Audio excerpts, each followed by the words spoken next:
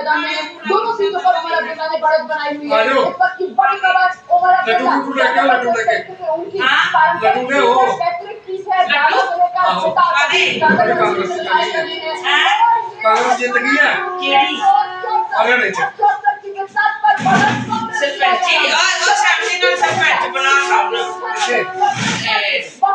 मैंने भी को आने वो हाथ हरी झंडा मुंडा ते और लोग वाले ना सारे लोगों ने क्या कि हमारी जनपद से जाकर से जाता बना सरपंच लोग वाले ते ओके से जाता है क्या मैं नहीं पढ़ना तो वो तू जब करना है सेफ्टी का बड़ा पकड़ा पैट दे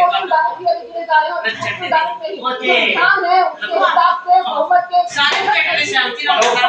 एक सीट लगी शांति भी एक शांति